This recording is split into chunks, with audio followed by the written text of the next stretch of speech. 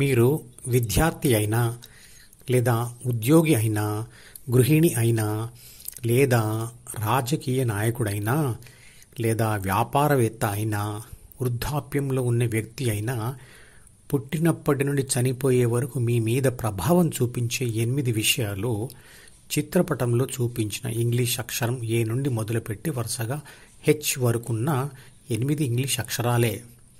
వాటి తెలుగు పేర్లు పైన ఉన్న చిత్రపటంలోనే చూపించబడ్డాయి. మీరు జీవితంలో ఎన్నెన్నో కొత్త కొత్త బాహ్య ప్రపంచపు విషయాలను తెలుసుకుంటూ అలా తెలుసుకున్న వాటిని ఉపయోగిస్తూ జీవితాన్ని సుఖ సంతోషాలతో గడపాలని ప్రయత్నాలు చేస్తారు. కానీ మీరు అలా తెలుసుకున్న కొన్ని విషయాలతో తీసుకున్న నిర్ణయాలు మీరు అనుకున్న విధంగా సుఖ సంతోషాలు ఇవ్వకపోగా విషాదాన్ని తేవచ్చు. ఎందుకంటే మీరు బాహ్య ప్రపంచపు విషయాలు ఎన్ని తెలుసుకున్నా మీ జీవితం మీద మరియు మీ సమర్థత మీద ప్రభావం చూపించే మీతోనే ఉండే ఇంతకుముందు చెప్పిన 8 విషయాలు తెలుసుకోకుండా పనులు చేస్తే అవి సంపూర్ణమైన సమర్థతతో చేసే పనులు కాదు. మీ గురించి మీరు తెలుసుకోకుండా పనులు చేస్తే అది ఆత్మశాంతి లేనివాడు విశ్వశాంతి కోసం బయలుదేరినట్లుగా ఉంటుంది. చిత్రపటంలో చూపించిన మీ జీవితాన్ని ప్రభావితం చేసి 8 విషయాలను తెలుసుకుంటే మరియు తెలుసుకుని ఆచరిస్తే ప్రాపంచిక గెలుపులు మరియు సుఖ సంతోషాలు కూడా ఉంటాయని భగవద్గీతలో కృష్ణుడు చెప్పాడు. కృష్ణుడు చెప్పిన ఈ విషయాలన్నీ 5000 సంవత్సరాల నుంచి ఎంతోమంది ఆచరిస్తూ ఫలితాన్ని పొందుతూ ఉన్నారు. అంటే 5000 సంవత్సరాల నుంచి ఈ పద్ధతి ప్రయోగాత్మకంగా ఆచరించబడి రుజువు చేయబడుతూ వస్తుంది. కాబట్టి భగవద్గీత ఈనాటికి కూడా మార్పులు చెందక స్థిరంగా నిలబడింది. దానిని అర్థం చేసుకోవడంలో ఎవరైనా పొరపాటు చేయడం జరుగుతుందేమో తప్ప సిద్ధాంతపరంగా దానిలో ఎటువంటి తప్పు లేదు. ఈ 8 ఇంగ్లీష్ అక్షరాలలో కూడా ఎఫ్ అంటే ప్రపంచం మీకు తెలిసిందే. మిగతా 7 విషయాల గురించి మరియు అవి పనిచేసే విధానం గురించి మరియు వాటి యొక్క ప్రభావం జీవితం మీద ఎలా ఉంటుందనేది ఈ వీడియోలో వివరంగా చెప్పబడింది. పైన ఉన్న చిత్రపటంలో ధ్యానం చేయడానికి ఉపయోగపడే శరీర అంతర్భాగాలు చూపించబడ్డాయి. ఈ చిత్రపటం చూస్తూ చెప్పిన విషయాలను అర్థం చేసుకోండి. ఇది అత్యంత కీలకమైన వీడియో. ఇది అర్థమైతేనే మిగతా వీడియోలు కూడా బాగా అర్థమవుతాయి. మెలకువ సమయంలో మీకు ఎదురుగా ఎల్లప్పుడూ ప్రపంచం ఉంటూనే ఉంటుంది. చిత్రపటంలో ప్రపంచమును ఎఫ్ అనే ఇంగ్లీష్ అక్షరంతో చూపించబడింది. దీని నుండి దృశ్యాలు, శబ్దాలు, రుచి, వాసన మరియు స్పర్శ కలిగించే 5 విషయాలు మీకు ఎల్లప్పుడూ చేరుతూనే ఉంటాయి. వాటిని మీరు మీ 5 జ్ఞానేంద్రియాలతో అంటే కళ్ళు, చెవులు, నాలుక, ముక్కు మరియు చర్మములతో గ్రహిస్తూ ఉంటారు. జ్ఞానేంద్రియాలను ఇంగ్లీష్ అక్షరం ఈతో చూపించబడింది. చాలామందికి శరీరం మీద ఉన్న ఈ విషయాలు మాత్రమే తెలుసు.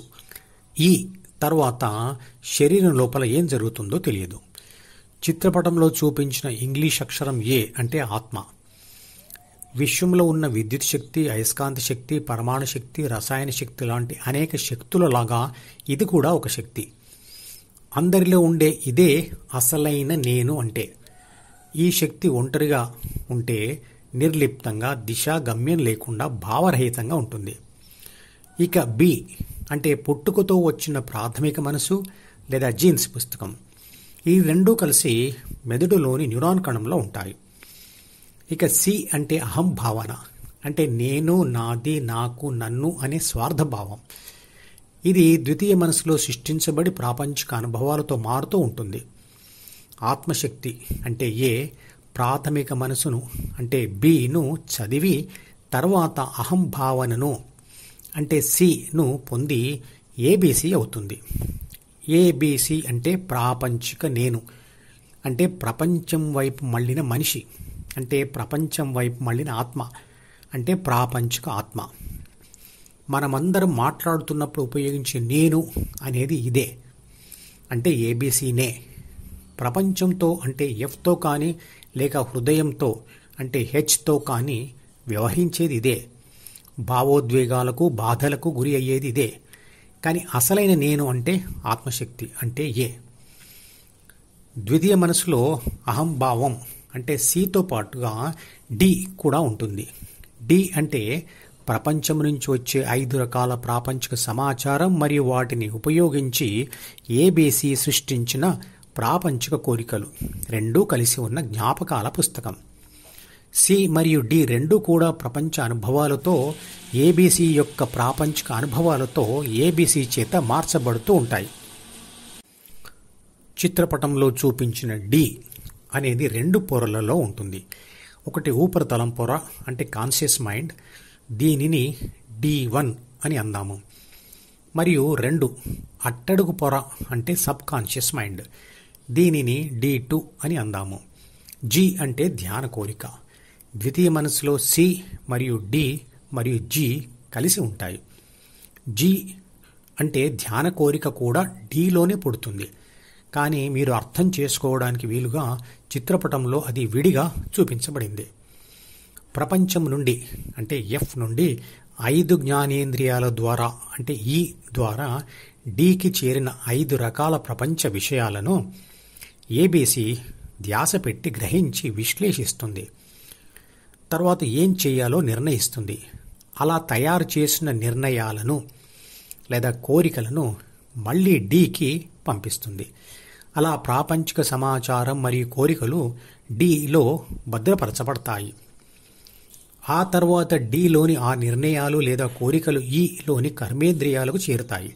జ్ఞానేంద్రియాలతో పాటు కర్మేంద్రియాలు కూడా ఈతోనే సూచించబడ్డాయి. జ్ఞానేంద్రియాలు ప్రపంచ సమాచారాన్ని లోనికి తెస్తాయి, కానీ ఏబీసీ కర్మేంద్రియాలతో ప్రపంచంలో పనులు చేయిస్తుంది. కర్మేంద్రియాలు అంటే కాళ్ళు చేతులు. హెచ్ అంటే ధ్యానంలో ఆత్మ శ్వాస ద్వారా ప్రయాణించి స్థిరపడే హృదయం.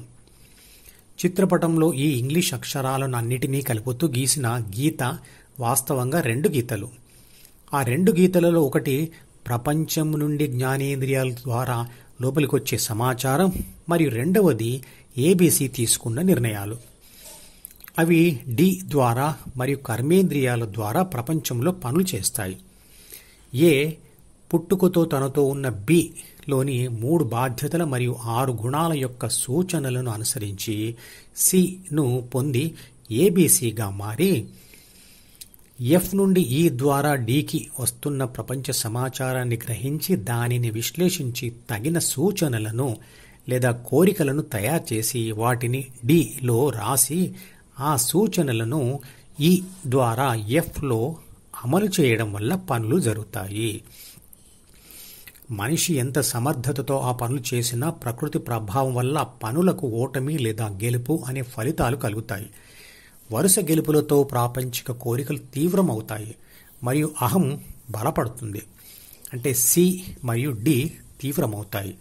కానీ వరుసగా కలిగే ఓటమి విషాదమును తెస్తుంది. అంటే సి మరియు డి తగ్గుతాయి. విషాదం తగ్గించుకోవాలని లేక ప్రాపంచిక గెలుపులు కావాలని లేక దేవుడిని తెలుసుకోవాలనే 3 కారణాలలో ఏదో ఒక కారణంతో ధ్యాన కోరిక అంటే జి డిలో కలుగుతుంది. అప్పుడు ఏబీసీ డిలోని ఇతర కోరికలను వదిలి జి ద్వారా హెచ్ను చేరుతుంది.